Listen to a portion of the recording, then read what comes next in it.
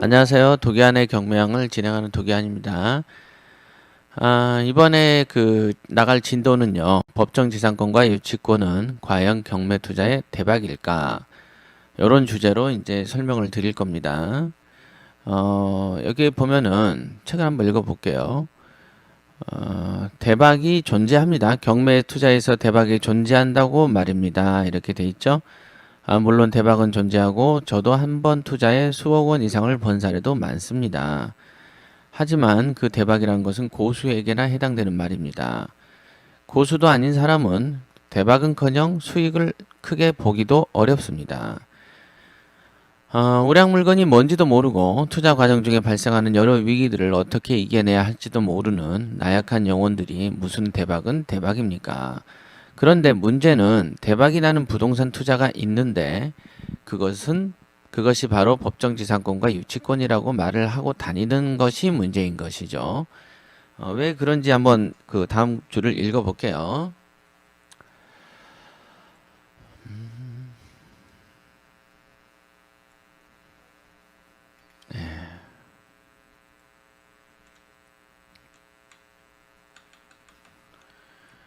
여기 있습니다. 좀 더 난해하고 어려운 것이니 다른 사람들이 투자를 하지 않을 것이고 낮은 가격에 매입할 수 있기 때문에 대박이 나는 거 아니냐 이렇게 하는 것이죠.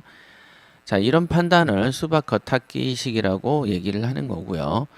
아무래도 유치권하고 법정지상권은 일반인들이 많이 안 사게 되니까 당연히 한두 번이라도 더 유찰이 될 것이고, 그러니까 당연히 그 낮은 금액에서 사게 되면 그만큼 수익을 남기게 된다. 요런 게 이제 계산 아니겠습니까? 그러나 그런 계산은 아무나 하는 것이고요. 실제로 경매를 하다 보면 그 계산이 별로 온당치 못하다는 것을 알 수 있습니다. 우선 경매 투자를 하지 않는 사람이 그런 논리에 설복당한다면 그러려니 할 수 있겠죠? 하지만 경매 투자를 하는 사람이 그런 말을 하고 다닌다면 그 사람은 하수 중 하수라고 볼 수 있겠습니다. 실제로 한 번만 해보면 바로 알 수 있는 내용이죠. 제가 이 책을 썼을 당시에 이미 유치권 가지고 경매 투자로 50만 원으로 몇백억을 벌었다라고 하는 사람이 있었습니다. 당시 이제 그 부산지사를 열 때 제가 유치권에 대해서 쓰레기 물건이라고 강의를 하면서 그거에 대한 원리와 논리를 설명을 해드렸는데 그 당시 이제 지사를 했던 친구가 어느 날 갔더니 그 친구 책상에 유치권에 관한 책이 아주 두터운 책이 있더군요. 그래서 그 두터운 책이 있는 거를 보고 그 사람은 제가 이제 그랬죠. 너는 정말 말을 듣지 않는구나. 돈이 안 된다라고 하면 안 되는 줄 알아야 되는데 안 된다고 하는데도 굳이 그걸 찾아서 하는 걸 보니 나머지 일은 네가 얼마나 내 얘기를 듣겠니? 하면서 굉장히 제가 화를 내고 짜증냈던 기억이 지금 납니다. 요걸 보니까. 아마 그 당시에 구속됐던 사람은 충분히 지금 나와서 돌아다니고 있을 겁니다. 아마 이 방송을 들으시면 누군가 이렇게 아시는 분도 계실 거고 충분히 인터넷 검색을 해보면 누군지 아시게 될 겁니다. 자, 그래서 법정지상권과 유치권에 대해서 궁금한 점이 많겠지만요. 간단하게 설명을 드리죠. 적은 돈을 가지고 큰 돈을 벌기 위해서는 간단히 생각해서 뭘 많이 끼야 되죠? 융자를 끼야 됩니다. 융자를 끼지 않으면 큰 물건에 도전해 볼 수가 없기 때문입니다. 이런 융자는 은행에서 하죠. 우선 법정지상권과 유치권이 있으면 절대로 이들은 대출을 해주지 않습니다. 그렇죠? 여러분들 생각에 유치권, 법정지상권이 여러 번 유찰되기 때문에 이득이 있을 것이라고 생각을 하시지만은 실제로 이렇게 유찰이 됐지만 은행에서 돈을 안 해준다니까요. 은행에서 돈을 안 해줘요. 그렇게 되면 어떻게 됩니까? 1억을 가지고 5채를 살 수 있는 그 돈을 가지고 1억을 가지고 다 집어넣어야지 겨우 한 채 정도 사게 되는 그런 이상한 짓이 되는 거예요. 그래서 투자의 수익성이 굉장히 악화됩니다. 그걸 아셔야 되고요. 그러니까 이게 바로 함정이죠. 바로 법정지상권하고 유치권이 큰 돈이 안 되고 그 다음에 돈이 부자가 될 수 있는 어떤 기회를 박탈하는 어떤 그 품목이다라고 생각을 하셔야 되는데 지금도 뭐 요거에 이제 그 이런 논리에 이제 설복당하는 사람이 있는지는 모르겠습니다만은 요즘에야 뭐 조금 특이하다 싶으면 MPL에 이제 미쳐서 다니니까 요런 그 유치권 법정지상권 얘기가 좀 쏙 들어간 면은 있기는 합니다. 그러나 어차피 우리가 보면 그 유행도 돌지 않습니까? 이렇게 돌고 저렇게 돌듯이 아마도 또다시 이런 병이 생길 수가 있죠. 그러나 제 강의를 들으신 분들은 명심하세요. 대출이 안 된다는 것은 경매 투자의 핵심이 중지된 거라고 생각을 하시면 됩니다. 예, 자 읽어보겠습니다. 대출이 안 되니 처음부터 큰 돈을 가지고 도전을 해야 되죠. 큰 돈이 필수예요. 큰 돈이 없는 사람은 법정지상권과 유치권에 도전할 수가 없습니다. 더군다나 유치권의 성립 여부가 불분명한 경우가 확연한 경우보다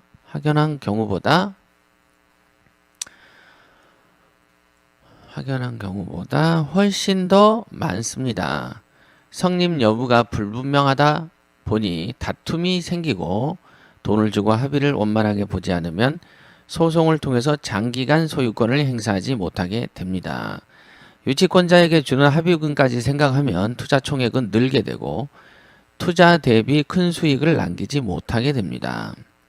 물론 거액이라면 달라요. 저 같은 경우에 이제 유치권을 저는 여러 건을 했습니다.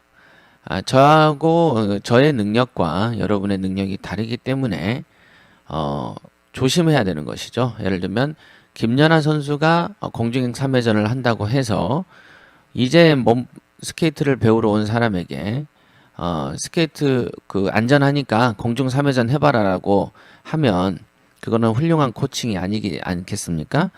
그러니까 내가 현재 할 수 있는 거하고 초보자들에게 권할 수 있는 거는 내용이 다른 것이죠. 그렇죠? 유치권이라는 것은 저는 나름 자유자재로 활용하고 공략도 하고 그러는 것이지만은 제가 누군가에게 가르칠 때는 유치권은 하지 마세요. 조심하세요라고 얘기를 하는 거하고 마찬가지입니다. 그건 여러분의 능력치와 여러분의 어떤 이제 가지고 있는 돈의 규모, 여러분의 투자 마인드까지 고려했을 때 이거를 하느냐 마느냐가 결정되는 것이죠. 애초에 비능률적인 투자란 말입니다. 유치권이 신고된 물건들에 모이는 군상들의 수준을 살펴보면 뭐 얻어먹을 게 없나를 살피는 하이에나와 같은 사람들이 태반입니다. 마치 시행하는 업무에 종사하는 사람들이 뻥이 많고 실속이 없듯이 말입니다. 인생 역전을 노리면서 정성 카지노에서 게임을 하는 사람들과 같은 부류입니다. 다른컨대 유치권으로 돈을 벌었다는 사람은 거의 없을 뿐더러 수익률 측면에서 살펴보면 영 형편없다는 것을 기억하세요.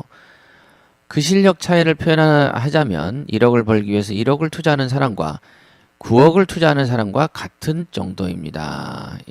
자, 왜 9억 얘기를 했는지 그 아래에 나와 있습니다. 과거에 있었죠? 과거에 이제 한창 이 부동산 일 아파트를 사놓으면은 딱딱 그 오르던 시절에 있었던 얘기죠. 저도 그 뉴스에서 보고 해낸 거죠. 강남에서 아파트를 사고 팔아서 돈을 벌었다고 하는 사람들을 보면 1억을 벌기 위해서 9억을 투자하더군요. 경매에 투자해서 9억 원이면 몇 년 안에 재산 가치를 수십억 원으로 만들 수 있는데도 말입니다.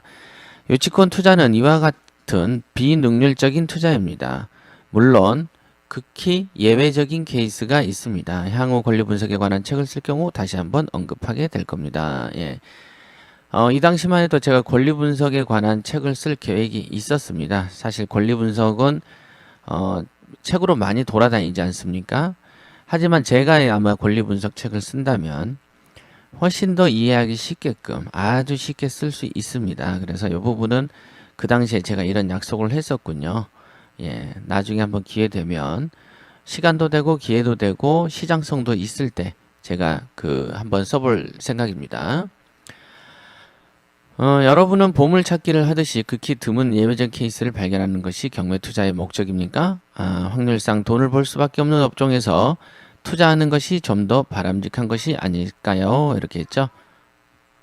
확률상 돈을 벌 수밖에 없는 업종에서 투자하는 것이 좀 더 바람직한 자세가 아닐까요? 이렇게 되어 있습니다. 예, 여기까지군요. 오늘 진도는. 다음 시간에는요. 그래도 투자를 해볼 만한 법정 지상권 사례 이렇게 이제 제가 설명을 드릴 거고요. 지금까지 오늘 주제는 뭐냐면 유치권하고 법정 지상권의 그 어떤 도입 부분에 있어서 유치권 같은 경우는 별로 하면 안 된다는 점을 이제 제가 적은 겁니다. 여러분께서 요거를 잘 읽어보시고 그 다음에 다음 시간에 뵙겠습니다.